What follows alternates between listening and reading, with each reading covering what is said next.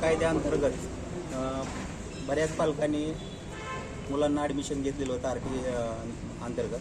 त्याप्रमाणे RTIच्या पूर्ण शहानिशा करूनच ॲडमिशन झाल्याच्या नंतर त्यांनी पडताळणी वगैरे करून मुलांना ॲडमिशन दिलेलं आहे. आणि मुलांचं ॲडमिशन झाल्याच्या नंतर 15 दिवसांनी त्यांनी तुमच्या मुलाचं ॲडमिशन रद्द झालं अशा पद्धतीचं त्यांनी शाळेला पत्र दिलं.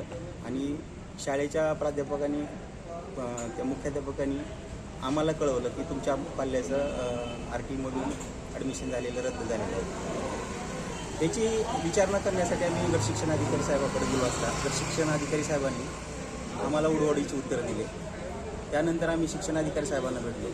त्यांनी पण आम्हाला असं मदत केली नाही, त्यांनी उडवडीची उत्तरं दिली. त्याप्रमाणे आम्ही कलेक्टर साहेबांना निवेदन दिलं, शिवसाहेबांना निवेदन दिलं आणि त्यांना आम्ही ह्या गोष्टी सांगितल्या की आमचं कशा कारणामुळे तुम्ही आमचं ॲडमिशन रद्द केलं. तर त्यांनी आम्हाला कोणतंही संयुक्ती कारण दिलेलं नाही.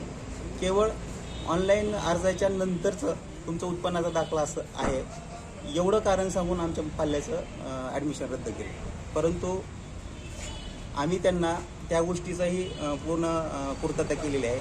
ऑनलाईन फॉर्म भरायच्या आधी आम्ही उत्पन्नाचा दाखला काढण्यासाठी ॲप्लिकेशन केलेलं होतं. त्याची पावती आम्ही त्याच्यासोबत जोडलेली आहे. परंतु शासकीय प्रशासनाच्या संपामुळं आणि लाडकी बहीण यांच्या पोर्टल स्लो असल्यामुळं ते आम्हाला वेळेत उत्पन्नाचा दाखला मिळाला नाही. याचा अर्थ असा नाही की त्यांच्या प्रशासकीय कारणामुळं आमच्या पाल्याचं का नुकसान करायचं. अशी ह्या पद्धतीनं आम्ही प्रत्येक म्हणजे अधिकारी, गट शिक्षणाधिकारी साहेब, जिल्हाधिकाऱ्याचे शिवसाहेब आणि कलेक्टर साहेब यांना भेटून आम्ही त्यांना निवेदन दिलं. परंतु आम्हाला कोणत्याही स्तरावरती पाल्यांना त्याचा प्रतिसाद दिलेला नाही.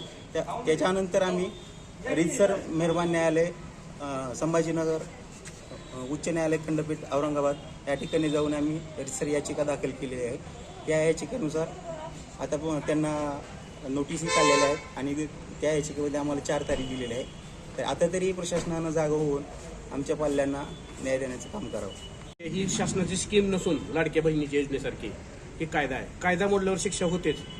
जी शासनाच्या कायद्यानुसार समिती नेमण्यात आली होती ती कागदावरच होती आणि ती समिती असे काही बोगस कारभार करून ज्या पडताळणी करून ज्या विद्यार्थ्यांना निवड यादीत प्रवेश पात्र म्हणून तुम्ही प्रक्रिया केली आणि पुन्हा अपात्र म्हणून प्रक्रिया पूर्ण केली, त्या समितीवर पहिल्यांदा महाराष्ट्र नागरी अपील अधिनियम शास्त्रीय 1979 कर्तव्यात कसूर केला म्हणून त्यांच्यावर पहिल्यांदा गुन्हा दाखल केला पाहिजे.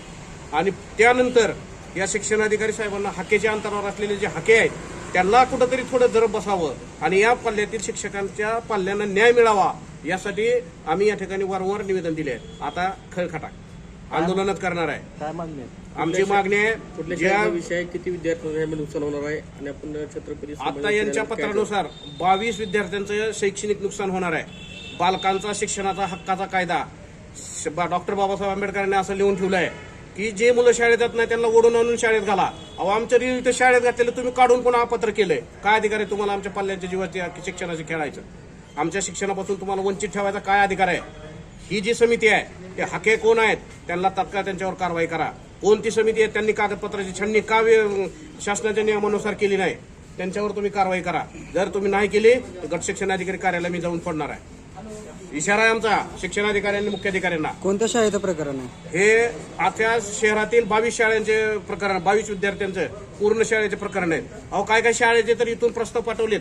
त्या शाळेमध्ये अनैतिक प्रकार आहेत, वेगवेगळे प्रकार आहेत, त्यांची मान्यता रद्द करावी. ते सुद्धा थांबवलेत. याची अशी वेगवेगळी धक्कादायक माहिती आता बाहेर येत आहे. त्या पूर्ण प्रकरणाशी मुळाशी आम्ही जाऊन यात सडेतोड सगळी चौकशी करून त्यांच्यावर आम्ही गुन्हा दाखल करण्यासाठी आणि आंदोलन करणार आहे. आता आपण काय केलेलं आहे या संदर्भामध्ये 22 विद्यार्थ्यांचं शालेय नुकसान होऊ नये. प्रशासन कुठेही या लोकांना, पालकांना, विद्यार्थ्यांना न्याय देत नाही म्हणून संभाजीनगर हायकोर्टात उच्च न्यायालयामध्ये आम्ही याचिका दाखल केलेली आहे. याचिका दाखल करून आता 4 तारीख त्यामध्ये कोर्टाने न्यायालयाने याचिका दाखल करून घेतली आहे आणि 4 तारीख त्यात दिलेली आहे. यांनी तत्पूर्वी या समितीवर कारवाई करावी, अन्यथा आम्ही तीव्र आंदोलन करणार आहे.